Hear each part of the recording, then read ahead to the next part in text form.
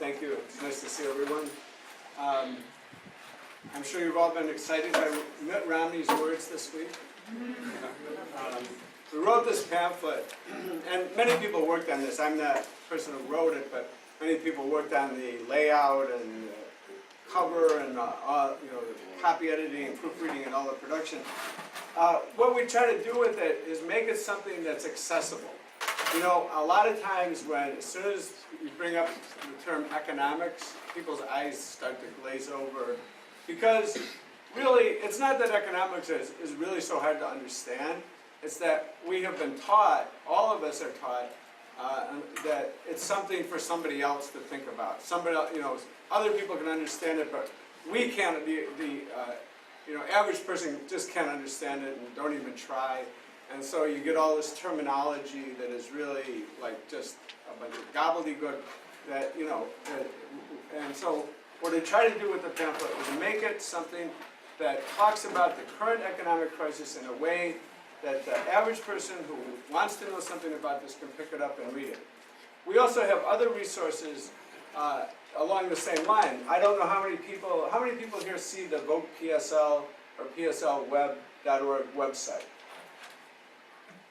Some people do, yeah. So I don't know if you saw the statements that we had from our campaign this week about Romney saying that 47% of the population, in one of the most insulting and actually stupid political speeches of all time, I think. He apparently didn't know he was being videotaped, but who can really think in this day and age that they're not? Am I being videotaped? Yes. I mean, everybody has to assume that, and yet what he revealed was the real attitude of the ruling elite toward us. Truly. That's what they really think about us, And he's talking about people like half the population of the United States who's just, and you're not really supposed to do this in political speeches and to act like they're all hopelessly lazy, good-for-nothings, which is basically what his statement said, and he wasn't going to be able to win them over and so forth. So we had a statement about this that was titled, our campaign, From Pay to Lindsay, that Romney's disgusted that 146 million people think they're entitled to eat. Because he said that. He said they believe they're entitled to health care, to food, to housing, to you name it. What do you mean, you name it? Aren't people really, shouldn't people be entitled to eat? And then, we have another statement that came out the next day, and I would urge people, if you haven't seen these, to go check them out, that where this author, who's really a conservative guy, he thinks the market economy is being destroyed, and he's written several books about it, being destroyed by too much subsidies to the corporations and to the banks and so forth. But he did this he's a very good investigative reporter, and he found out that 19 states in the United States have a deal that in order to either be kept in the state or to be induced to move into a state, that the state agrees to give them all of the state income tax that's withheld from the workers that they employ. I mean, seriously, I'm not making this up. That, that the government, the workers all think they're paying their state income tax, but the state is giving exactly that amount of money right back to the company every year. And if you don't have enough withheld from your check, so like at the end of the year you got to write a check for $200, to make up your state tax, they get that too. They get it all. And so when Romney said the other day, the 47% who are dependent upon government, we asked the question in the statement, is he talking about General Electric and Ford and Chrysler and Motorola, et cetera, who all share in this? The biggest corporations are the ones who get it. And by the way, Walmart and Lowe's and a lot of other corporations, and this is also included in the statement, get back either all or a large part of the sales tax that they collect.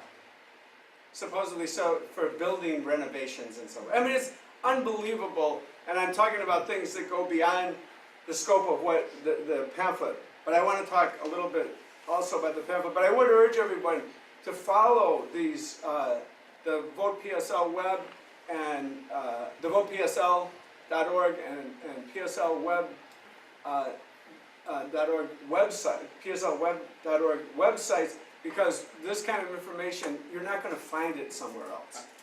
And you know, one of the reasons that we work so hard to get on the ballot, and we're not on the ballot in California, but in 13 states we are, is that so we could have a shot at bringing this information and analysis to people who aren't going to get it, mostly otherwise. So the pamphlet is called, as Ivan said, The Myth of Democracy and the Rule of the Banks. You know, and in 2008, I think many people here know that in 2008, there was the biggest bailout, bank bailout in history. It wasn't the first bailout by any means, but it was the biggest one. And the banks got $700 billion, and they got trillions of dollars in loan guarantees to back that up. It wasn't just the money that they received. And both Bush, who was president at the time, and then Obama, who was a candidate and then became president, supported this. And I remember very clearly Obama, the candidate, in 2008 was asked, well, do you think some conditions should be placed on the banks who are going to get the money? And he said, no, that would slow down the process too much. Conditions meaning that they had to give some break to millions of people who were being foreclosed and losing their homes. And he said, no, that would slow things down. So a couple months after they got the money in October, the first round of it, in October 2008.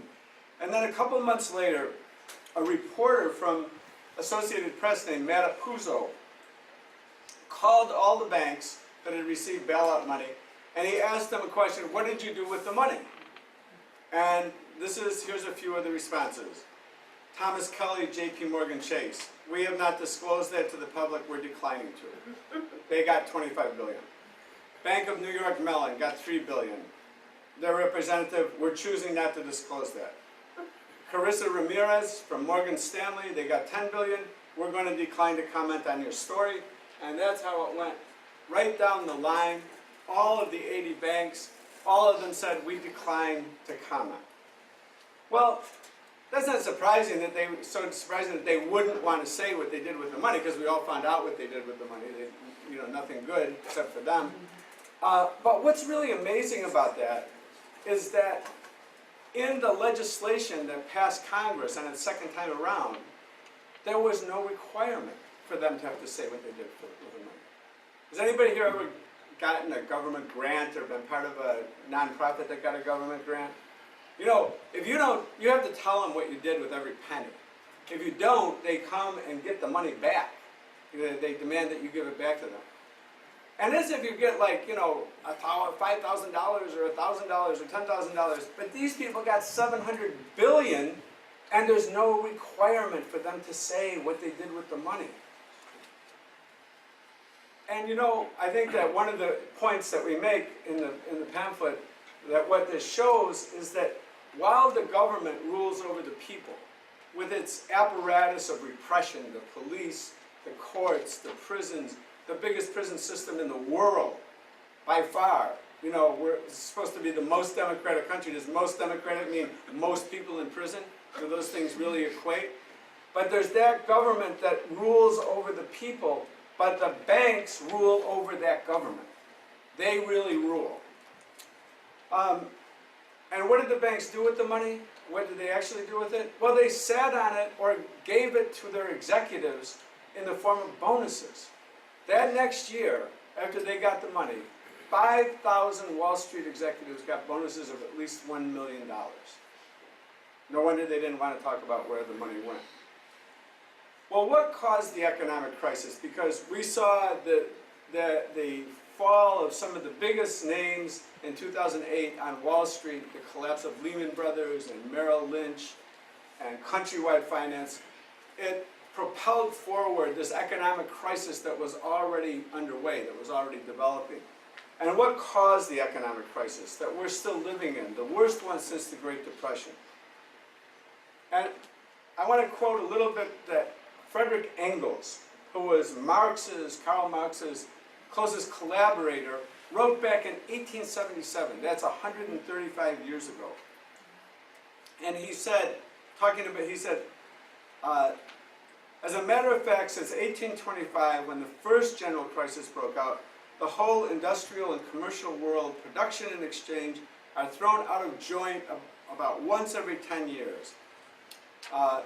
Commerce is at a standstill, the markets are glutted, products accumulate, they're unsellable, hard cash disappears, credit vanishes, factories are closed, and the mass of workers are in the want of the means of subsistence, and this is what's very important, because they have produced too much of the means of subsistence.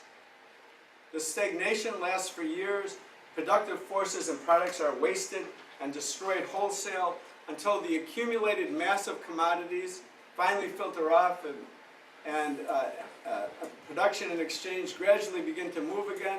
Little by little, the pace quickens, it becomes a trot, the trot breaks into a canter and into a headlong gallop, and finally, after breakneck leaps, it ends where it begins, in the ditch of a crisis. And this is what's recurrent, the boom and bust cycle of capitalism, over and over and over again. And I want to follow that up by the Miners Riddle. And I don't know if people have ever heard this one, but it goes like this. It came from the time of the Great Depression. It's a coal miner and his daughter. And the daughter's saying, "Daddy, why is it so cold in our house this winter?" And the father says, "Because we don't have any money to buy coal." "Why don't we have any money?" "Because I was laid off from my job at the coal mine." "Why did the coal mine lay you off?" "Because we produced too much coal." So this is something about capitalism that makes it different than any other system that has ever existed in the million years that human beings or so, or whatever the exact number you want to give. Capitalism has only been the dominant world system for the last 200, 250, 300 years. It started a little earlier, but it occupies only a very tiny fraction of the existence of humans. And it has this particular weird thing about it that is absurd, but I would say criminally absurd, is that in all previous stages of human development, what brought about a crisis was that there was too little, right? Scarcity, and particularly scarcity of food. And brought about, whether it was by pestilence, locusts, or famine, or floods, or whatever the reason, or wars, whatever the reason was, the cause was, the cause of the crisis was scarcity. But under capitalism, what causes the economic crisis is that too much is produced. It's called capitalist overproduction. But there's a big asterisk next to the word capitalist overproduction, and that is not too much produced to meet the needs of people, but too much is produced to be sold in the capitalist marketplace at what the capitalists consider to be an adequate profit. And when that happens, people begin to lose their jobs. And for this crisis, we could substitute in the Miners Riddle for the word coal, houses. That there was an enormous boom of house building that took place in the early 2000s, and that the banks, in order to maximize their profits, did things that made this crisis, that accelerated this crisis and made it much deeper and much worse. The fundamental cause of this crisis, the economic crisis, is overproduction, not only of houses but of many things. Too much produced to be sold at an adequate profit in the world market. But what the banks did, and we talk about this in the pamphlet, how they made the crisis so much deeper, so much worse, so much more protracted. There's a new term that came into being in recent years for people who sell mortgages, and that was called mortgage originators. And I want to say a little bit about why this is important. There used to be a saying that for banks that sold mortgages, these banks would sell. They said about the bankers of a previous period that they observed the 3-6-3 rule. And the 3-6-3 rule was take in deposits and pay 3% interest. which none of them do now, of course, make loans at 6% interest, and be on the golf course by 3 p.m. It was not a fast-moving business. There was a division between what were the commercial banks that did most of the mortgage lending and investment banks that made the big bets, that bet the money. And the difference, those two were separated by a law passed in the Great Depression called the Glass-Steagall Act. And in 1999, the Republicans and Bill Clinton together repealed that law and took down that barrier that existed. When there was that kind of banking, mortgages were sold that way, it was no great deal for people. It was not. I mean, you generally, if you got a 20-year mortgage, you paid twice as much as the face value of the house by the time you were done paying all the interest. The banks made out well, they made a lot of money. But the banks had an interest in whether or not you would pay off your loan, right? I mean, they had the mortgage. Well, now that's not the way it's done. The greater part of mortgages were being sold by companies that contracted with you to get the mortgage. You got the mortgage. They got paid fees that everybody gets. You get charged all these fees when you take out a mortgage. And then they immediately sold the mortgage to a big Wall Street bank, which chopped up these mortgages, put them back together, and sold them as bonds to investors, and with the interest to be paid from the mortgage payments from a lot of different people to do this. So what it meant was that the people who were selling the mortgages, the so-called mortgage originators, didn't really care what happened. And in fact, they began doing all these tricks that have been now exposed. None of them have been criminally prosecuted, or very few, but all these things to make sure that people could get mortgages, even if it looked impossible for them ever to be able to pay, because they'd never be able to sustain the mortgage, because they would get their fees, they'd sell it to somebody else, they would tell some investor, oh, this stuff is all great, buy it, it's really great, we're buying it too. And and some of them did and went bankrupt, but a lot of them were just lying about that. So, and so this had a whole different implication for the system. And the other thing, one of the other things that was happening was that they were talking people into buying subprime loans. And subprime loan means that at the beginning of your payment, for maybe the first 3 years, you pay at a relatively low rate, like maybe 4%, 5%, 6% interest. But after 3 or 4 years, it balloons, so it doubles in many cases, the interest payment. And how they got people to go for this, and many times they did it to people who were perfectly capable of getting just the regular loan, but they got a bonus if they could sell a subprime loan, because in the long run that would pay off a lot more. So there was a lot of fraud, a huge volume of fraud that was going on, of the of falsification of applications, of the promotion of this, and particularly promoting subprime loans, as it's been well documented, to African American and Latino communities. And then that they are clear. They're clear of the people who've sold it at the beginning are clear of what of this issue of whether or not the mortgage anybody's actually going to pay for the mortgages. And the way they got people to buy the subprime loans was they said, look at the way the price of houses is going up. It's just going up and up and up. And in many places in 3 or 4 years, 5 years, it doubled the price of houses. And so they said to people, look, do this. This is a great deal for you. When your balloon payment kicks in, your house will be worth so much more, you'll be able to refinance, meaning get a new loan, which the bank gets new fees for, lots of new fees. And you'll be able to make your new payments, and you'll have money left over. You'll be able to take a cruise, maybe buy a new car. It's all going to be great. The only problem was that the price of houses didn't keep going up, because the price never keeps going up of any commodity, and particularly one that's going through a bubble like housing did. So the impact on people, and they talk a little bit about this, has been incredible. and incredibly underreported in all of the media. I mean, what does it mean for people? Here were millions of people in the United States were losing their jobs and their homes at the same time.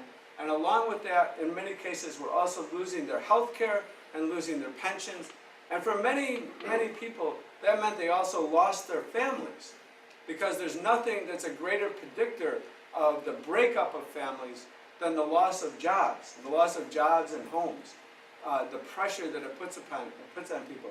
This is a story that gets covered a little bit now and then, but given the fact that it's affecting millions and millions, really tens of millions of families in the United States, not nearly the way that it should be.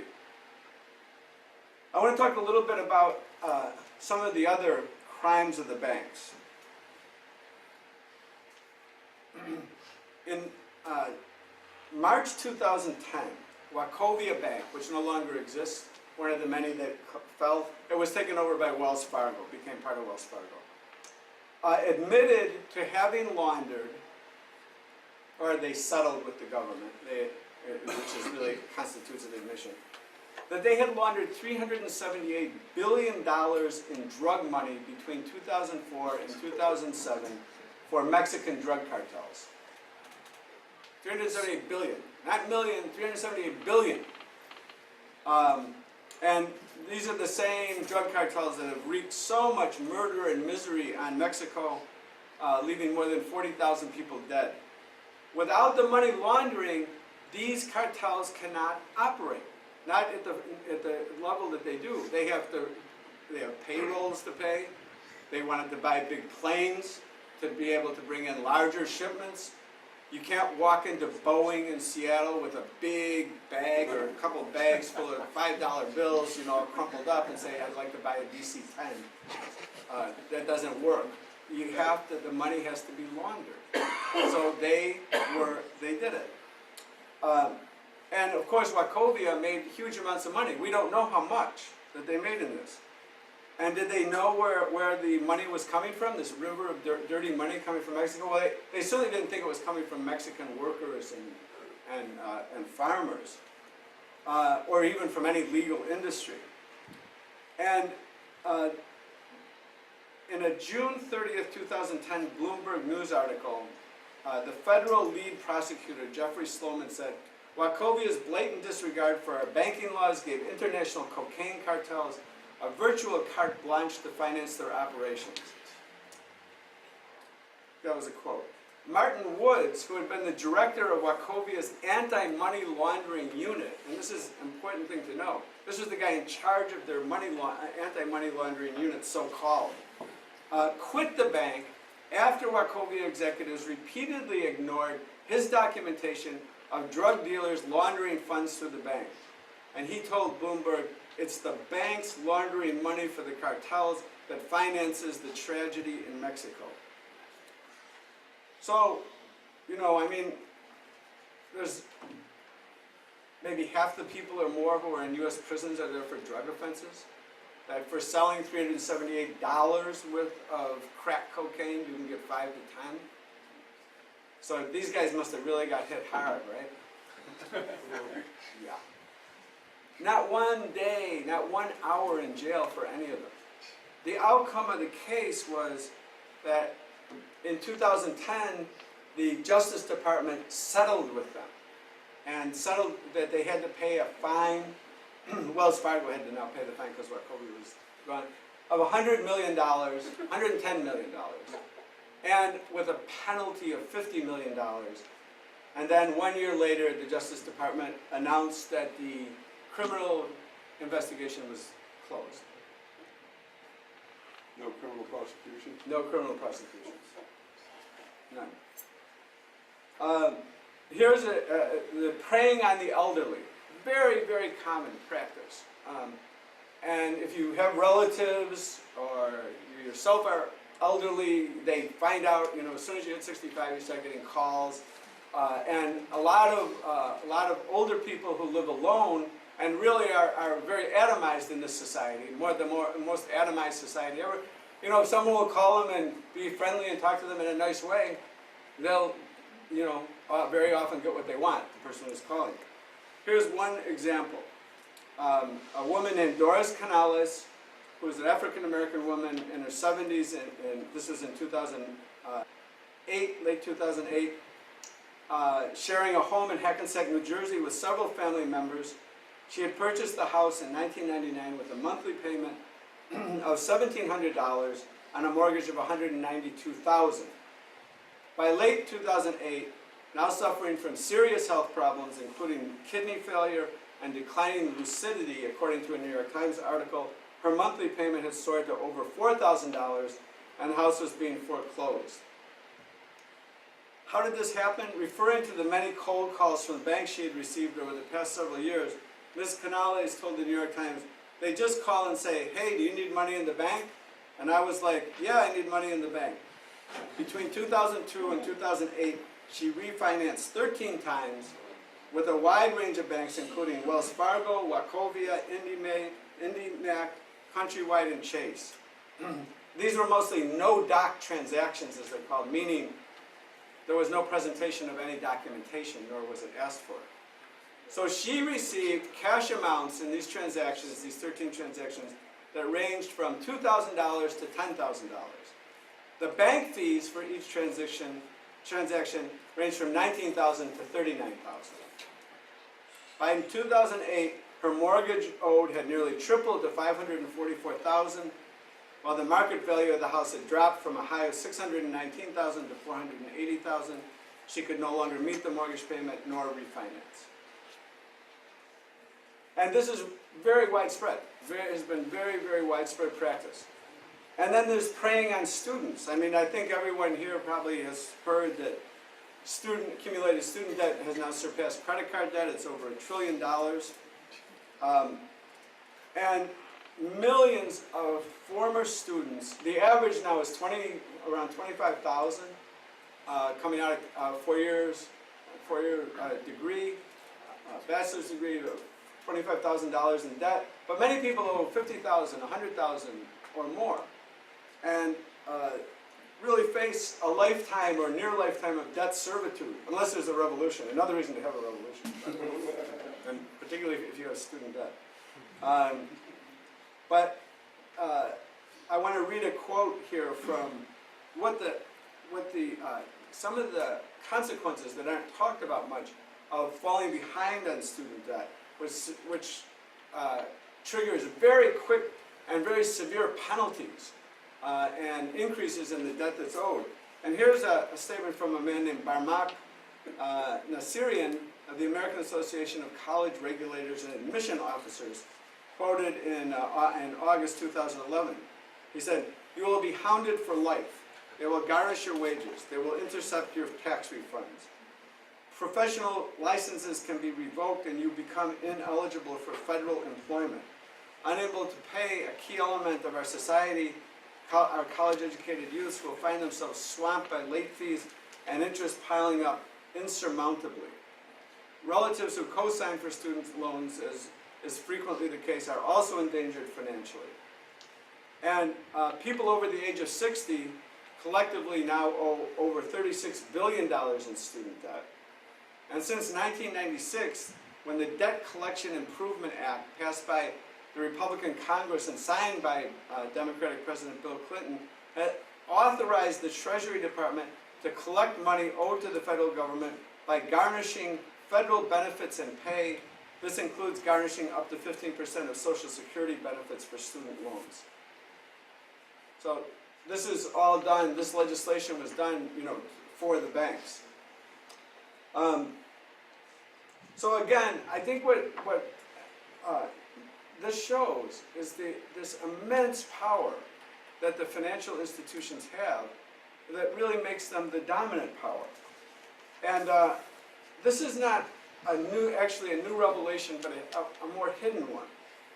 In actuality, a man named V.I. Lenin, the leader of the Russian Revolution, wrote a pamphlet almost 100 years ago, in 1916. And he says, as banking develops and becomes concentrated in a small number of establishments, the banks grow from modest middlemen into powerful monopolies having at their command almost the whole of the money capital of all the capitalists and small businessmen, and also the larger part of the means of production and sources of raw materials in any one country and in a number of countries. This transformation of numerous modest middlemen into a handful of monopolists is one of the fundamental processes in the growth of capitalism into capitalist imperialism. And he said the economic essence of imperialism is monopoly capitalism, a financial oligarchy. An oligarchy really literally means the rule of the few, which throws a close net of relations and dependence over all economic and political institutions of contemporary capitalist society without exception. Such is the most striking manifestation of this monopoly. And I think that if we look, that phrase throws a net over all aspects, including politics, and particularly politics, that you can see why the political system is degenerated to the extent that it has, and what the role of the banks, who have been granted these unbelievable amounts of money with no conditions attached to them, what that indicates about their power. So the last thing I want to talk about is what our view is about this and what needs to be done. And this is also included. There's at the end is the PSL's program, a people's program to seize the banks. But there's many books that have now been written about this, and by people who know a lot about the banks and about the kind of criminal activity that's been going on. And they include people like Joseph Stiglitz, whose name you may have heard of. He used to be the chief economist of the World Bank. And there's another guy named Simon Johnson, who used to be the chief economist of the equally notorious International Monetary Fund. And there's an economist who is a professor at Princeton who writes for the New York Times called Paul Krugman. And then there's a guy named Robert Reich, who used to be the Secretary of Labor when Clinton was president, and who's become a real darling of liberaldom. I mean, he's on KPFA and KPFK all the time now, and others. And these people know a lot because they were on the inside. I mean, Reich, who's got this big image, was and still is a big supporter of NAFTA, which I think a lot of the people who hear him don't really know, and he doesn't want to talk about. And when it's brought up, he tries to duck it. But NAFTA, which has had such a devastating effect on particularly the people of Mexico, but also people in the United States as well, and Canada. But what they all say is basically the same thing. The Glass-Steagall Act should be brought back. The too big to fail banks, because that was the idea that the reason the U.S. had to bail out the banks in 2008 was they're too big to fail, because if they fail, the whole economy fails. There was another alternative there, which was nationalization of the banks. I mean, if you're going to put out all the money, shouldn't you get the return? But because the banks are dominant and the politicians are subservient to them, of course, that was considered to be a completely unacceptable idea. They want to separate commercial and investment banking. They want to limit the size of the big banks. They want more effective regulation.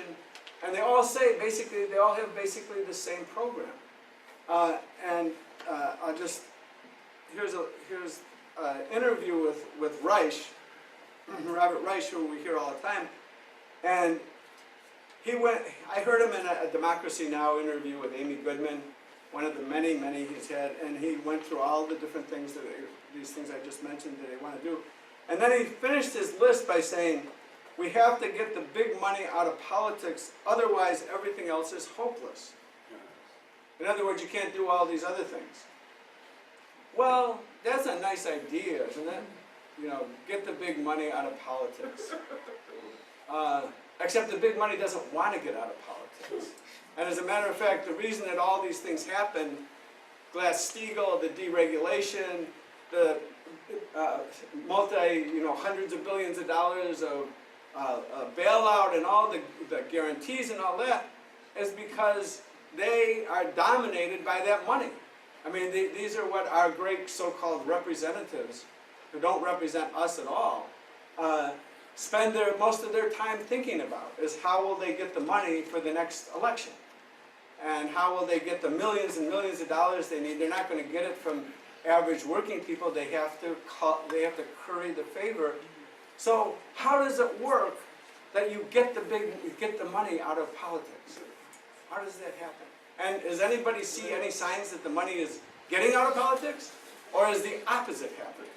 I mean, the Citizens United case, people may have heard of from early in 2011, where the Supreme Court ruled that the corporations really have all the same rights as people and can spend as much money as they want to. They can give as much money as they want to these political action committees. You know, and of course, what's really ridiculous about that is some people say they're against corporate personhood. Well, these aren't really persons. They're mega persons. You know, I mean, compared to all the rest of us, their influence, you know, is enormous. So, how does that work? How, you know, so you get to the point of like the nice ideas of things that might tame the system a little bit, but it's like, you know, well, we don't have to you don't have to shoot the wolf that's coming after you. You could just hold it down and file its teeth. The problem is the wolf isn't interested in having its teeth filed. And it's the same thing with these. I mean, I mean, that's insulting to wolves, because these wolves are just wolves. You know? These are much more vicious characters who are running around. So, what we in the PSL say is that the answer is that the great agglomerations of wealth that are in the banks should be taken over. That the deposits of people should be guaranteed. But these great agglomerations of wealth, which in the process of the development of capitalism and its transition to imperialist monopoly capitalism become more and more concentrated in the banks, that really represents the labor of humanity.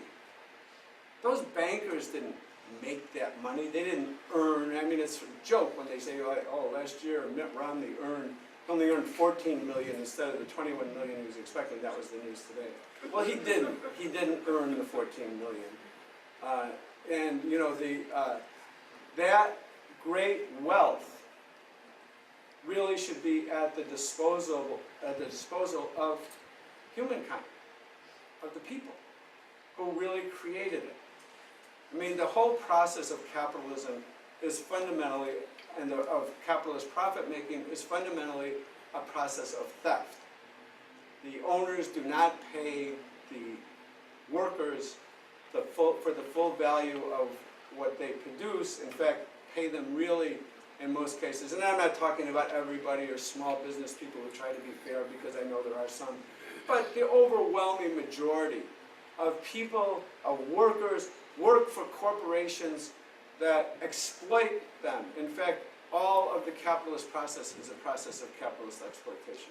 It's not that they're exploitative corporations and non-exploitative ones. That's where profits come from. There's no other way that wealth is produced. One of the things that you should just say is that in the crisis of overproduction, one of the reasons that when the banks got all that money, they were supposed to loan it out and get the economy started, and instead the economy just went way down, got much worse, is that in a crisis of overproduction, they're not going to invest their money in producing more goods that can't be sold in a kind of economic crisis. So a lot of what the banks have done is gone back to what they were doing before, is they're trying to make money off money. They're trying to transform the money, the capital they have, into greater capital without going through the labor process. And without going through the labor process means that they don't create no new wealth is created in that process. And so really, what amounts to the giant casino, or casinos, the Wall Streets around the world, is a giant gambling operation that is essentially, in the end, a zero-sum out. That the losers will equal the winners. in terms of the amounts of money that are won and lost. So this is really not, it's not just about the criminality of Wachovia, and Wachovia is not the only one by any means. All the big banks are doing money laundering. And Bank of America, they keep getting cited, you know, and last year in December, there was an interesting article that I cited in the pamphlet where I think it was Citigroup had to go into court in New York, and they were going to make another deal, and they were going to say to the judge, you know, we won't do it again, whatever they had done. And the article pointed out that 19 banks had, on 54 previous occasions in recent years, told the judge that they weren't going to do it again, and then they did it again. You know, and the way that the whole system treats them is like, well, we'll settle with you for a fine, please don't do it again. And then you have people in the government saying, well, we want to look to the future, not to the past. And they said this too, this is what Obama said about torture. And the criminality, when he first came in, and the criminality of the Bush regime, which is, you know, I mean, try going into court and doing that yourself if you've been arrested. No. The judge, you know, let's not think about the past, let's look to a bright future. Well, this is going to keep going, this will keep going like this until the people stop it. That's the reality. That's the only thing that can stop it. It's not going to be the House. It's not going to be the Senate. It's not going to be the pitiful California legislature or anything like that. It's going to be the people. It's going to take the people rising up. And whether that happens sooner or later, we don't know. We hope it's sooner. But what we are dedicated to doing is building a movement that can be a movement for real justice. And real justice requires that the great wealth, the great resources of society be taken out of the hands of what is really a tiny group of bandits. And the economy restructured on a socialist basis to meet the needs of the people in a long-term sustainable way. And I should say, just the last point I'll make is just the sustainable. When we talk about global warming, when we hear about it and it gets, you know, shunted off and so forth, well, that's not going to stop either until the people take over. Because all of these corporations, all of these banks are driven by one iron law, which is the real law of the land. And that is the law of maximization of profit. It's not just making a profit, it's they're all driven, and it's not based on whether they're bad, you know, evil people in the CEO position. I mean, most of them are very reprehensible people, if not all. But if the head of ExxonMobil, which is for several quarters, makes and has made more money than any corporation in history, goes into the board of directors and says, you know, the people out there are really hurting, and we make so much money we don't even know what to do with it. Maybe we should just cut the price of gas, you know, $1 a gallon and give everybody a break. You know, his security would come and escort him out of the building, and there would be a line of 20 senior vice presidents who are waiting to take his place. It's the dynamic of the system itself. It's a vicious system internally as well, where they're all in a battle with each other to see who will survive. And, you know, many of them don't. You can just think of the names, and I come from Rochester, New York. Kodak is in bankruptcy. Once one of the biggest corporations in the world. AT&T really folded. Now it got brought back as a brand name. Wachovia is gone. Lehman Brothers is gone. Merrill Lynch is gone. Countrywide Finance is gone. Many automakers are gone. I mean, this is the life and death struggle of capitalism, drives the capitalists, and they must seek to maximize profit. And the only answer to that in the long run, the only solution to that is to get rid of the system altogether.